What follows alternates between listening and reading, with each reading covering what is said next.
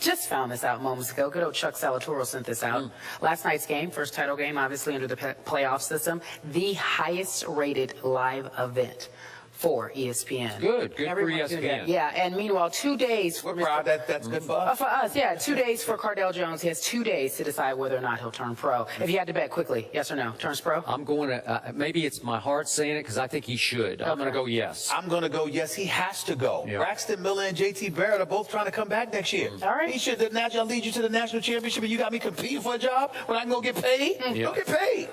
So yesterday there was some late breaking news. John Fox and Denver, quote unquote, parted ways. This after Peyton Manning lost his 13th playoff game. Now, just so you know, Peyton is 11-13 in the playoffs. He's lost the most, but that actually kind of works for him and against him. It shows that he is actually the greatest regular season quarterback because he can make it. But at the same time, he can't get past that hump. 13 playoff losses. So after that loss against the Colts, here's the question. Did it affect his legacy? What about his future? Listen to Peyton Manning's thoughts on that. I'm disappointed. I kind of need to process this game, and we'll meet tomorrow, I need to process this game. So I'm disappointed right now. Is what I am. Not immediately, I am coming back. Yeah, I guess I just can't give that simple answer that I hadn't processed. I'm processing it, so I can't say that. I could not say that.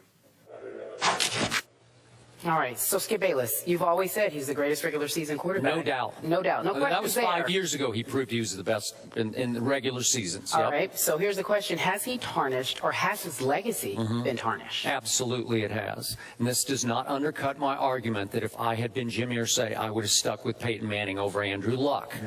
But here's the point. 11 playoff wins for Peyton Manning and a record, all-time NFL playoff record, 13 losses in which he has 14 touchdown passes to 14 interceptions in those 13 losses. That is not Peyton-esque. And here's the point.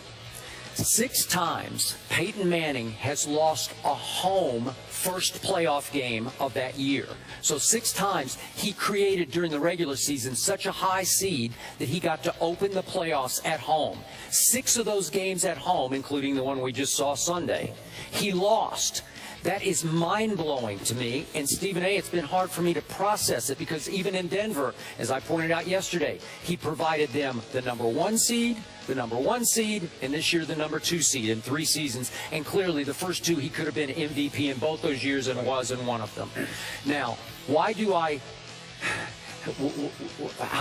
read into this? How can I explain this incredible phenomenon that are those 13 losses? I believe Peyton Manning is a driven perfectionist who puts more and more pressure on himself as the stakes rise into the playoffs. And dare I use this word? I think he creates so much pressure on himself, I think he chokes in playoff games. I think he starts to unravel. I also think defenses get a little better, a little bigger, and a little faster as he starts to rise into the playoffs, and they start to disrupt what either the Broncos or in the old days, the Colts do best, which are throw a little dink and dunk crossing routes to Wes Welkers, angling across the field. We saw what Seattle did in the Super Bowl, 43-8, and they just beat them up at the line of scrimmage and said, Peyton, we're not going to give you any of these easy routes here. I thought that's what Indy got away with doing the other day. Now, again, on balance, the report from Adam Schefter, torn right quadriceps for Peyton Manning. That's your push-off leg. So I'm going to give Peyton a little excuse for this playoff game, this loss this time. Because if you can't push off, obviously your velocity is not going to be what it was. And I think it's been torn now for a lot of games, maybe all the way back to the game you keep referring to, which was the loss at St. Louis, 22-7. So again, the combination of defenses getting tougher and Peyton putting too much pressure on himself has accounted for 13 postseason losses for the all-time greatest regular season quarterback. Well, I don't think there's any question that his legacy was hurt because of who he lost to, though. The fact that you lost to Andrew Luck, there are things that happen in life that are just a profound message. Like, this is it. Your time has arrived, because Andrew Luck truly is the epitome of the dawning of a new day. The man is coming, okay, and he is your successor. He's the guy who replaced you in Indianapolis. He's the guy that made it okay for the owner in a city, essentially, not to like embrace it and love every moment of it, but to stomach being able to lose you because Andrew Luck was that big time.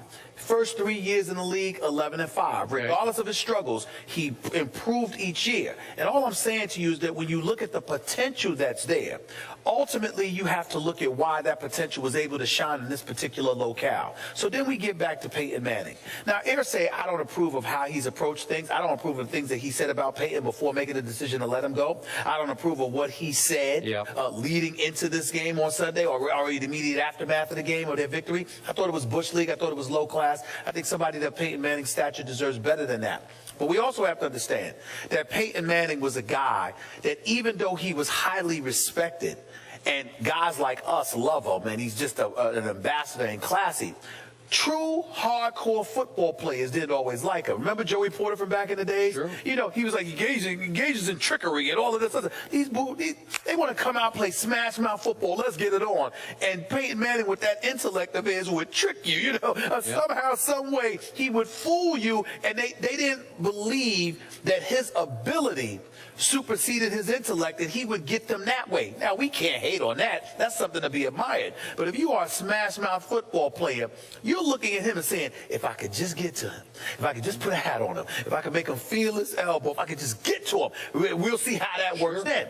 Well, what happens? Come playoff time, all of that intensifies. And when that intensifies and cats are coming at you with what they believe to be their livelihoods on line, remember, you're getting $50,000, $60,000 bonuses when you win playoff games. These football players, that matters to them. This ain't the NBA with guaranteed contracts lasting 5, 6, and 7 years. That's the NFL. You might not have that money next week. So these brothers are coming with an entirely different attitude. And wait a minute, what's standing in front of me is this dude that's making nationwide commercials. You understand what I'm saying? Papa John.